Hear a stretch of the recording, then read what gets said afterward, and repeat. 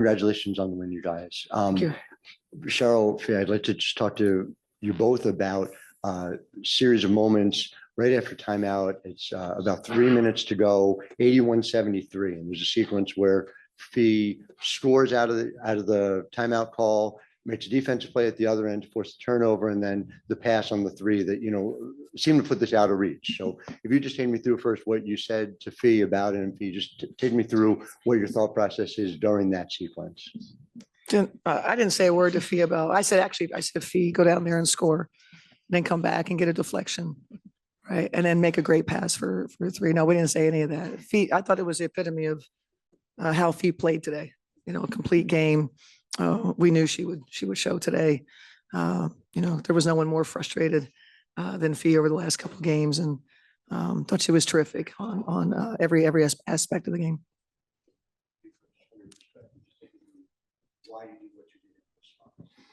I mean, I think they were normal shots that I usually normal plays that I usually make. Of course, it's crunch time. I knew I have to be aggressive, especially in the paint with a one-on-one coverage. And then, just being the same on the other side, we really had to be aggressive. They, were playing with a lot of desperation at the end. So I knew I wanted to get up and pressure. And then I think there's just a problem in the post. You either have one-on-one coverage, or if you double, we have so many amazing shooters. So it's one of the things that makes our team so great is we have so many options. And so I think I just was trying to exploit that.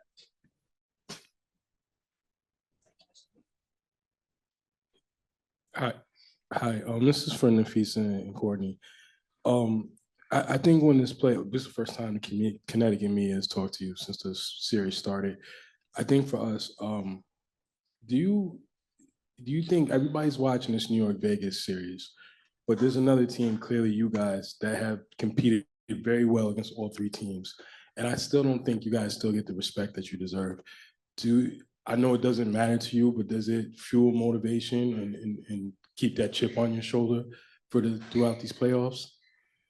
I mean, I think the chip been there. They had us 9th in the beginning of the season, so that chip never went away. We don't really care. We block out the noise. We know what we could do. We've been on what we can do. So we just gonna keep showing everybody what we can do. I think it's kind of nice at this point. If you keep underestimating us, then we keep just doing what we're doing. We come in and hit teams in the face because they have the same mindset. So I think we've proved who we are all season, and we have so much belief in ourselves. We know what we're capable of, and that's what we're trying to go out and show every night. So it doesn't really matter what other people are saying or believing. It just matters what this core team is feeling. And we know that we have something special here.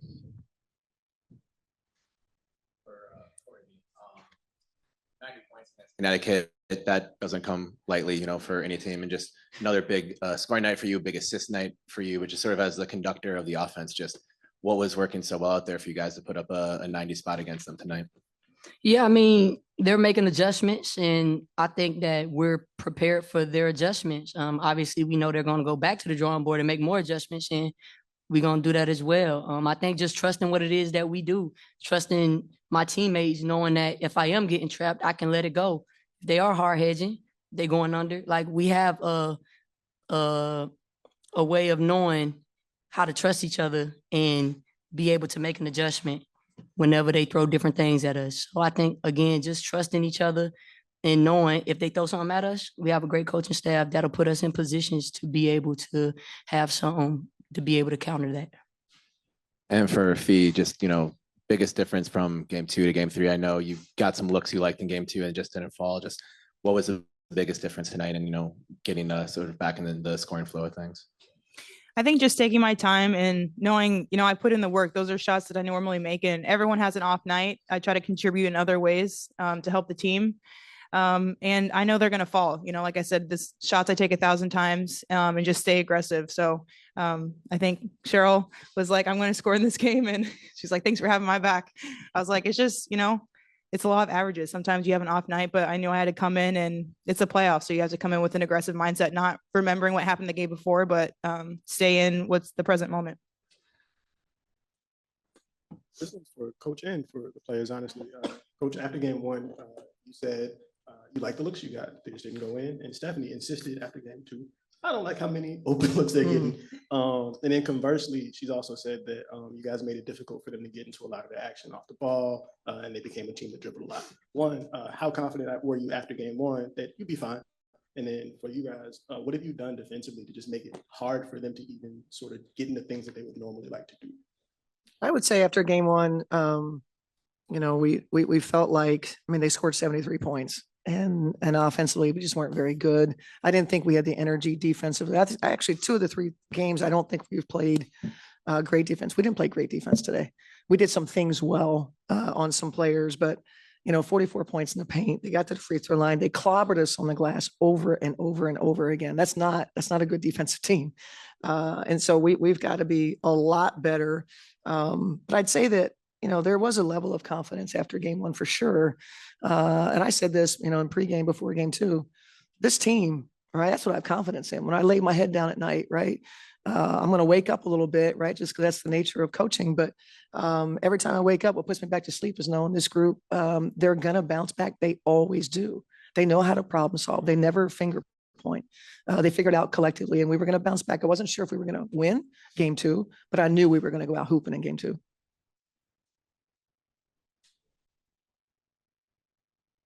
I think the same. We've, really pride ourselves on defense all year, and I do think we can go to another level. Like Coach said, they got some easy things like some rebounding, but just pressuring the ball, same as anyone's trying to do. We're pressuring the ball. We're trying to have each other's backs, get in rotation, and just play the thing that's gotten us to this point.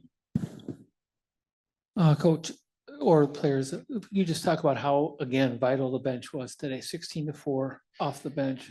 You had some foul trouble. You had to play some rotations we haven't seen a lot in this series. In a series that is so clearly balanced between the 2 teams, the difference this bench is making. Yeah, I mean, we said that after the last game, that whichever team gets the bench production, how helpful it is to the starters, right? Because it's just a lot of pressure on the starters to make plays.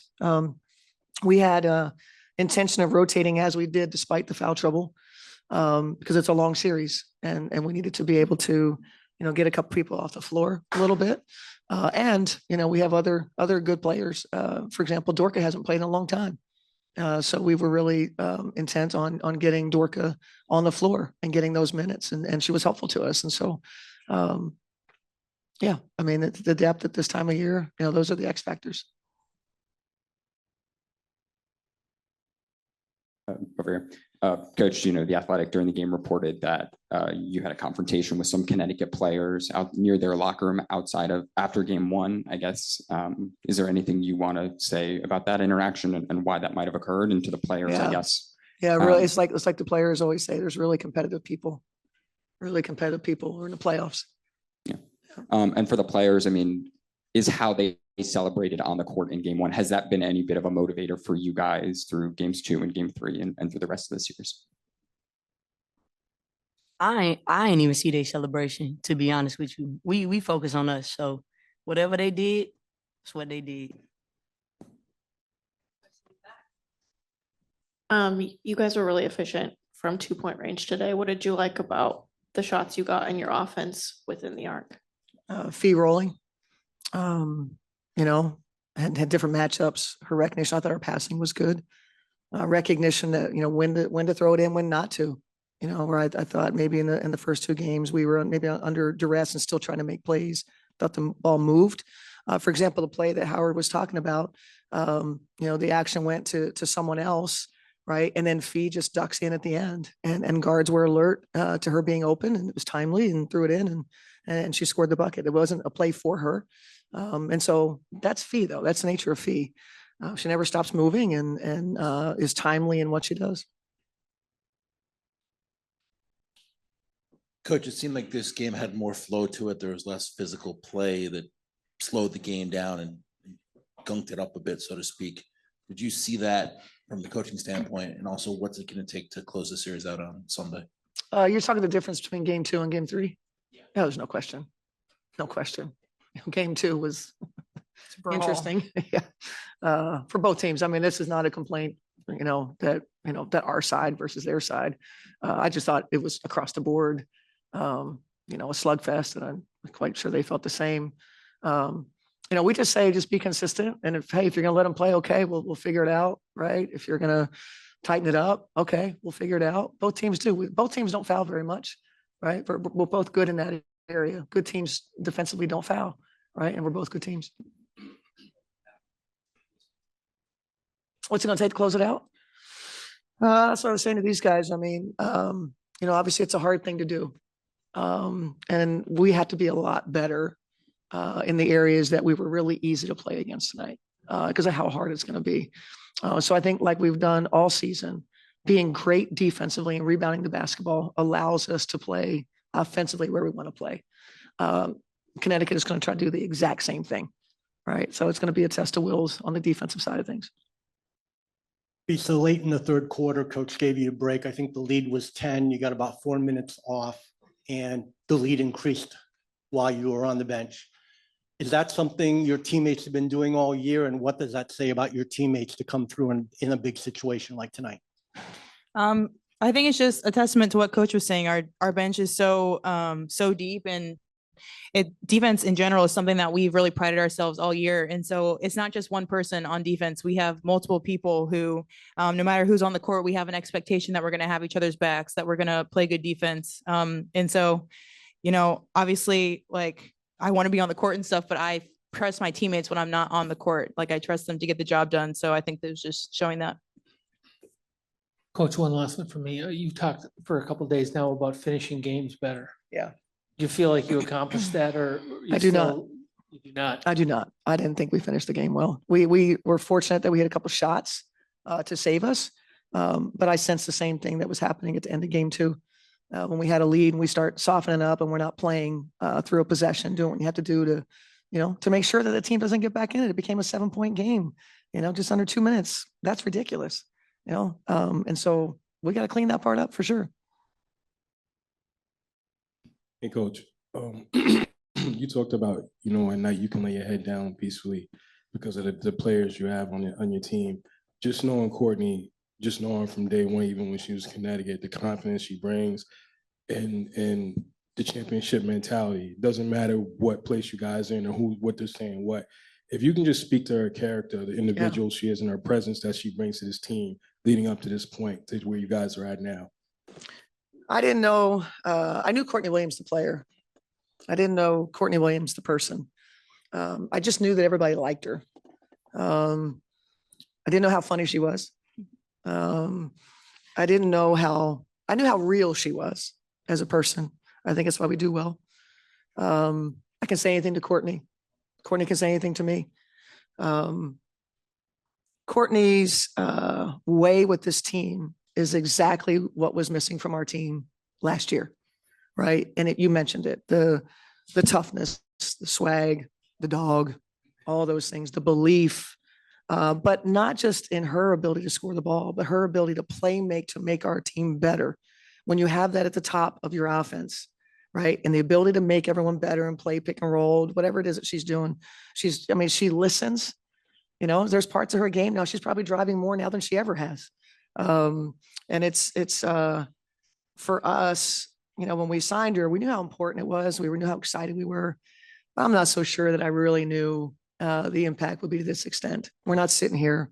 And I told Courtney, if we can win another game, Courtney's going to be a big reason why, like we won tonight. Yeah, Fee was terrific, but Courtney Williams, her playmaking, she did this for us.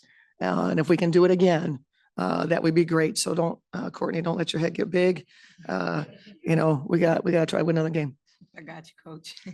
We'll now pivot to the Zoom, starting off with Blake. Come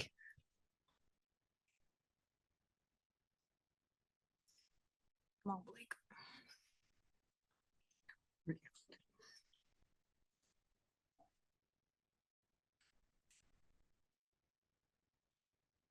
Blake, can you ask again? Hey, ladies. Lana Smith hasn't had the greatest offensive series, but what did you ladies think of her defensive effort tonight? I think Lan always, brings her best on defense. I think it's the same. Like, you're going to get shots, they're going to fall some days or not, but you have to help the team in other ways. So I thought she had some really good defensive plays, just keeping her in the game a little bit more with fouls, I think. would be good. But when she's on the court, obviously she's a huge presence in the paint with her blocking and helping and, guarding those bigger players. So Land's been really valuable for us and, hopefully just fouls a little bit less next game so we can keep her in a little bit more. Thank you. And then we'll take our final question from Brad. Yes. Coach, piggybacking on what you were saying about your defense this evening, one of the things that you did do was shut down Marina. Can you speak to the disruptions that your defense did with her tonight? We were okay on Mabry. I thought that she's a shot maker, right? I thought she had some shots that she just didn't make, right? I know I would feel that way.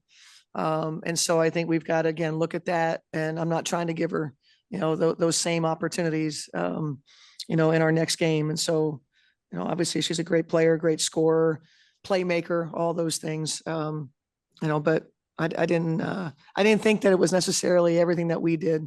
I thought there were opportunities that maybe ordinarily go down that just didn't for her today. I thank you, Coach. You're Appreciate welcome. y'all. Thanks, everybody.